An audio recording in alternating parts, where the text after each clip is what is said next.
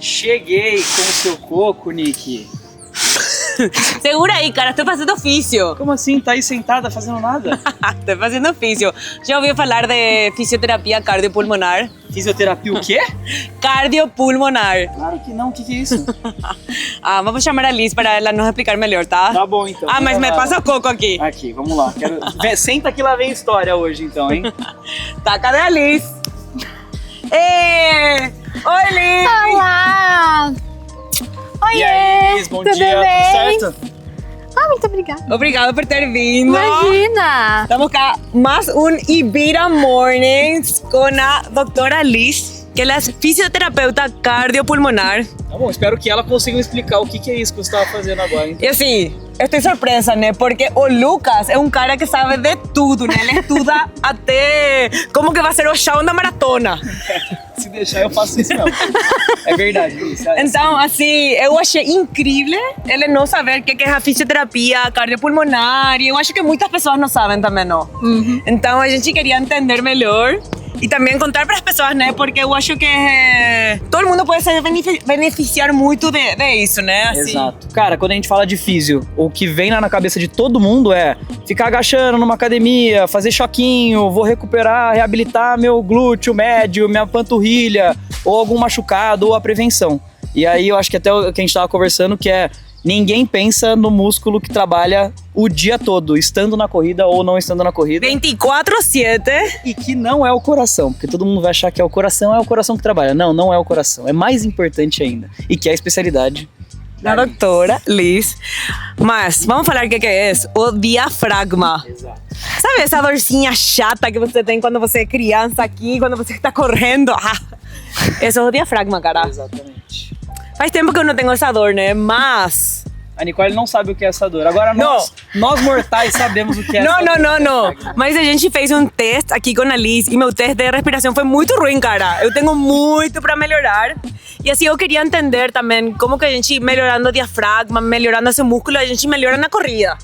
Mas eu acho que a gente tá falando a mais. Vamos deixar a Liz aqui falar. Afinal, é ela que manja. E se apresentar, né? Então, Liz, conta pra gente um pouco, por favor. Então tá bom. Meu nome é Elisandra, sou fisioterapeuta, especialista em fisioterapia cardiopulmonar. E quando a gente fala de fisioterapia cardiopulmonar, ela pode englobar várias áreas, desde lá do hospital até os pacientes que têm algum problema cardíaco ou pulmonar. E também os atletas, que a gente nunca imagina que vão precisar de fisioterapia cardiopulmonar.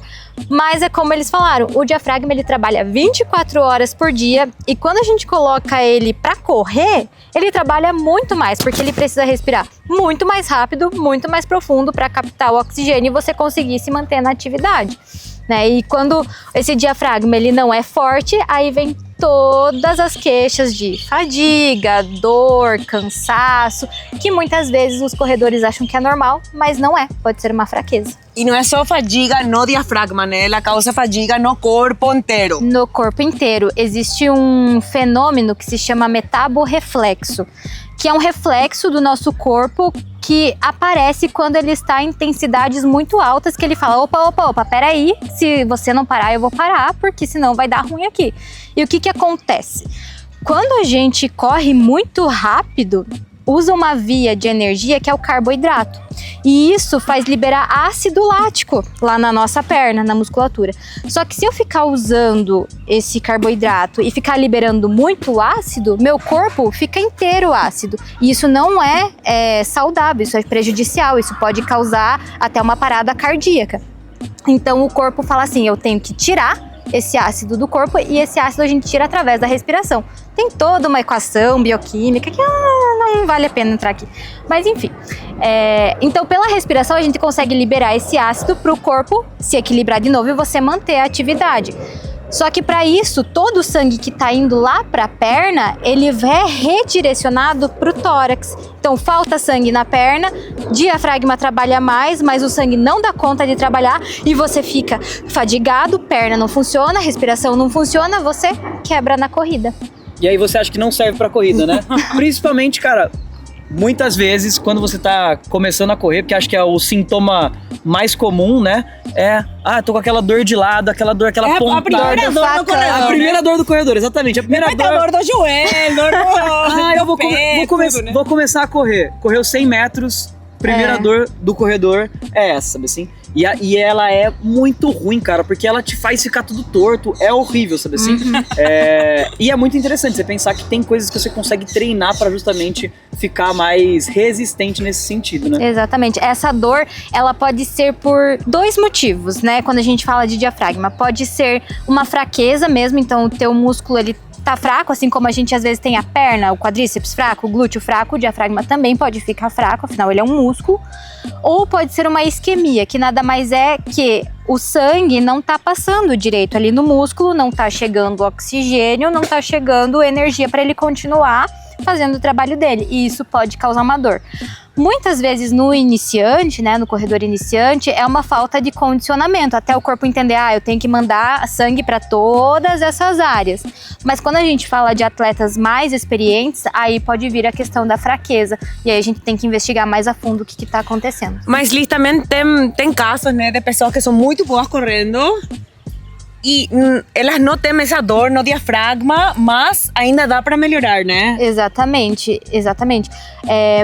Tem atletas profissionais que fazem triatlon, que fazem maratonas, ultramaratonas, correm muito rápido e que tem algumas queixas de fadiga, de dores, porque acaba compensando a respiração com outras partes do corpo, então pescoço, ombro, trapézio. Não é o diafragma que está fazendo todo o trabalho. E aí a corrida fica ineficiente. Ele gasta mais energia para correr rápido, como ele está correndo, do que se ele tivesse um diafragma muito mais forte, assim. Tanto que o outro dia, lembra que eu te falei que eu fiquei com uma dor muito... Assim, eu fiz um longo, né? Eu acho que foi 24K, mas ele foi intenso. Eu fiquei com uma dor no pescoço. Eu falei, nossa, que estranho, né? Será que foi frio? Será que foi... E agora estou pensando que talvez tenha sido uma fraqueza, né? Que foi um dia que eu estava meio cansada. E você nem percebe. Eu tive episódios também de ter algum treino muito intenso. E aí eu tentar intencionalmente falar, cara, vou respirar de forma mais consciente, tentar controlar um pouco mais a respiração. E aí você percebe que às vezes até funciona, mas, cara, depois do treino eu fiquei também todo travado. Até tava falando pra Liz aqui, fiquei com dor nas costas, porque, cara, você tenta fazer de forma intencional algo diferente ali na respiração e você vê o quanto isso pode mexer com o corpo, sabe? Então, cara, é uma loucura, assim. E aí eu falei pro treinador depois, ele falou...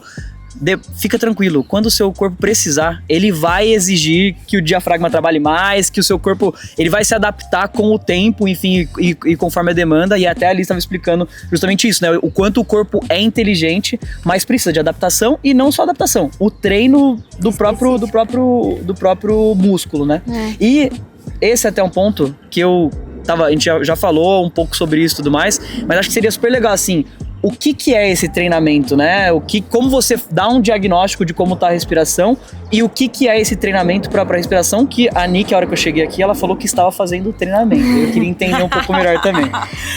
Que gente, assim, só aqui, o Lucas fez o teste também, ele foi muito bem. Ele foi melhor do que eu, então ele está sem planilha. Eu tô aproveitando meus dias de glória agora, aqui dizendo que eu encontrei algo em que eu sou melhor que a Nicole, entendeu? Mas eu queria muito que você explique também, por favor. Então, o diafragma, a gente consegue fortalecer ele pelo treinamento muscular respiratório, né? Para fazer um diagnóstico de fraqueza muscular respiratória, eu preciso fazer um teste, que é um teste dinâmico, em que o paciente respira 30 vezes e eu consigo ver a qualidade dessa respiração, a força dessa respiração e quanto de volume de ar que entra nesse pulmão, para ver, é uma respiração eficiente, não é, tem fraqueza, não tem, e a partir daí que a gente faz o diagnóstico de fraqueza diafragmática, né, muscular respiratória. O treino começa depois disso, então é como se fosse uma musculação mesmo, porque quando a gente fala de força, a gente fala de carga, do mesmo jeito que, eu tô com o meu glúteo fraco, eu preciso pegar carga no meu glúteo, eu tô com o meu diafragma fraco, eu preciso pegar carga. E aí existe um aparelho, que é um aparelho com carga, que você respira contra ele E ele é pesado, ele vai aumentando a carga e você consegue fortalecer o diafragma. Tem toda uma postura correta, uma contração do core correta para você fazer. Você precisa ter uma propriocepção diafragmática ali bem boa para você conseguir demandar todo do seu diafragma. Então é um treino bem específico que demanda muita atenção, ele é bem delicado, mas que em 1 mês, 2 meses a gente já consegue atingir todos os objetivos. Ô Liz, e até um ponto assim, que acho que é mega... A gente entrou direto falando do diafragma, mas eu acho que talvez para a maioria das pessoas não seja intuitivo que o diafragma é um músculo que ele exista para trabalhar para a respiração, né? Eu, por exemplo, eu descobri o conceito de respiração diafragmática, assim, por alto, por conta do ciclismo, porque a galera fala que o ciclista usa muito, tem toda uma história assim, e aí é mais eficiente e tudo mais, mas eu acho que a maioria das pessoas, assim como, cara, como eu sempre tive muito essa ideia durante muito tempo, é que, cara, a respiração é pelo pulmão e é só pra isso, sabe assim? Eu acho que tem muita gente que não conhece, assim, acho que seria até legal você explicar um pouco melhor esse conceito, assim, porque a galera sabe que o diafragma, enfim, né, o músculo existe, mas pouco sabe-se que é muito importante para a respiração, sabe? E assim, eu sabia que era importante para a respiração, mas não que a gente conseguia treinar ele, né? Assim, às vezes você acha, não, eu já sou assim, assim, a gente não vai melhorar isso, né? Exato. E dá para melhorar e muito, né? Dá sim. O diafragma, ele é o músculo que, nem a gente falou, ele trabalha 24 horas por dia, 7 dias por semana, 365 dias por ano. E o que acontece? O diafragma, segura pra mim um pouquinho, ele é uma cúpula, né? Então ele tá assim no nosso pulmão. Quando a gente puxa o ar, ele fica reto. Então puxa, ele fica reto, solta, ele volta a ser uma cúpula. Se eu não tenho a contração do diafragma, eu não tenho como captar o ar do ambiente, não tenho como captar o oxigênio. Então, mesmo que a gente não perceba, o diafragma, ele está trabalhando. Só que a gente só vai perceber ele quando coloca a intensidade em qualquer esporte, seja corrida, seja ciclismo, porque aí demanda mais dele, mas se eu não tenho um diafragma, eu não tenho respiração. Tanto que, vou dar um exemplo bem prático aqui, os pacientes que ficam internados na UTI em ventilação mecânica. Normalmente eles ficam em sedação e essa sedação faz com que a musculatura deles não trabalhe. Então a máquina que faz todo o trabalho por eles. Quando a gente tira a máquina, esse diafragma tá tão fraco que eles não conseguem respirar sozinhos. E a gente precisa fazer um desmame gradual para que esse diafragma volte a trabalhar e ele consiga respirar por conta. Então a gente não percebe, mas o diafragma ele trabalha o tempo inteiro. É isso. Se você fez uma primeira corrida na sua vida e sentiu aqui a dor de lado com 100 metros, o seu diafragma já estava trabalhando ali, entendeu? Exato. Mas ele se adapta rápido, né? Se adapta. Se adapta rápido. E assim, Liz, como que você enxerga o corredor e o treino de diafragma? É muito a melhora rápida? O treino vale a pena para qualquer pessoa que está iniciando na corrida? Você acha que tem que ser uma pessoa mais experiente? Como que você vê isso? O corredor iniciante acabou de começar a correr, tá correndo há 1 semana, o corpo ele ainda vai se adaptar. Então pode ser que você tenha dores, pode ser que você sinta fadiga, mas é o seu corpo se adaptando, né? O teu corpo precisa entender que ele precisa mandar sangue para várias partes do corpo mais do que ele mandava antes. Só que quando você começa a pegar uma certa experiência, tem ali 6 meses, 1 ano de corrida, você vai querer começar a melhorar, você começa a perceber melhor o seu corpo, perceber que às vezes você tem um cansaço respiratório, você tem um cansaço na perna que, meu colega não tem isso, por que eu tenho? Eu vou fazer um treino intervalado muito intenso, eu termino esbaforida, engasgando. E esses sintomas, eles normalmente não são associados a uma fraqueza diafragmática. E quando a gente vai olhar mais a fundo, pode ser que seja uma fraqueza diafragmática. Só que, como atleta, a pessoa que pratica atividade física, ela já tem um corpo mais adaptado, esse fortalecimento, essa adaptação diafragmática, ela acontece muito mais rápido do que quando a gente vai pegar um idoso, por exemplo. Então, em 2, 3 meses, a gente já consegue fazer o teu diafragma estar 100% trabalhando, diferente de um idoso que demora 6 meses a 1 ano. E quais são os sintomas que a gente pode começar a pensar para falar assim, nossa, talvez eu precise fazer um treino, sabe? Sintomas comuns. O primeiro sintoma acho que é cansaço respiratório mesmo. Então, tô correndo e a minha respiração tá cansada, eu não consigo puxar o ar, meu peito aperta, parece que não entra ar o suficiente ou eu não consigo soltar o suficiente, e aí eu preciso parar, recobrar o fôlego, tá, vou voltar a correr. Esse acho que é o principal, assim. O segundo principal é uma fadiga mais generalizada, assim, um cansaço generalizado. Começa a sentir cansaço na perna, começa a sentir cansaço aqui da respiração, e aí também o corpo precisa parar e você precisa recobrar o fôlego. Outro sintoma também, frequência cardíaca extremamente alta em treinos, inclusive leves, assim. Leve, né, dependendo, né, da individualidade da pessoa, mas frequências cardíacas altíssimas em treinos leves também pode ser uma fraqueza do diafragma, que o coração está tentando compensar ali, bombeando mais sangue, porque não chega sangue suficiente para o músculo. Treino intervalado, faço um tiro muito intenso e termino esbaforida, me engasgando com saliva, não consigo controlar essa respiração, também pode ser uma falta de controle diafragmático. E que muitas vezes a gente só pensa assim, fala, não, tô fazendo muito esforço, eu tô muito forte, tô indo muito bem, nossa, e tá tudo certo, maravilha. E às vezes, beleza, você tá chegando no limite ali, mas, cara, às vezes você pode, e a ideia é justamente, né, que você consiga esticar esse limite. Às vezes você fazendo esse trabalho de respiração, você vai conseguir esticar muito mais esse limite. Exato. E terminar se sentindo diferente. Não é que você vai terminar, nossa, me sentindo muito bem. Claro. Terminou o treino de tiro, vai doer, né? E o limite sempre vai um pouco a mais, exatamente, né? Exatamente. Essa é a ideia. Exato. O treino respiratório, ele inclusive consegue melhorar a recuperação no intervalo dos tiros, né? Então, você ter um controle motor melhor faz com que você recupere mais rápido e comece o próximo intervalo melhor, né? Mais descansado. Então, ele tem essa capacidade também. Boa. E assim, eu tenho uma pergunta. As pessoas treinam muito a frequência cardíaca, né? É algo muito normal você fazer treino pelo batimento. Então você acha que você... Eu escuto muito meninas me perguntando assim, nossa, como que é teu batimento? O meu é super alto. Você treinando o diafragma consegue melhorar o teu batimento cardíaco também? Consegue, porque quando o diafragma ele é fraco, então o coração ele precisa bombear mais sangue para chegar mais oxigênio nas partes que são fracas, nos músculos que são fracos.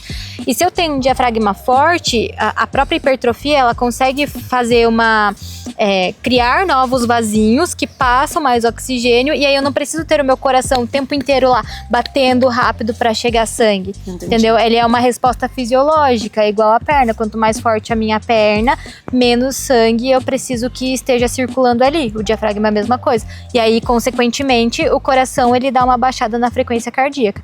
A gente tem 3 sistemas que a gente não se liga, né? Mas eles estão totalmente interligados, que é sistema muscular, sistema respiratório e sistema cardíaco. Se eu tenho qualquer um desses 3 sistemas ruins, os outros 2 sofrem. Então, se eu tenho um músculo fraco, meu coração e meu pulmão vão sofrer. Se eu tenho um coração fraco, meu pulmão sofre e meus músculos sofrem, porque eu não tenho sangue chegando. Se eu tenho um pulmão fraco, os outros 2 sofrem também. Então, são 3 sistemas interligados que a gente precisa ter uma visão global para que, se tem um faltando, os outros 2 eles vão compensar. E é isso que acontece com o coração. Que bom. Então sempre temos que melhorar, né? É isso, sempre e assim, tem alguma coisa pra melhorar, gente.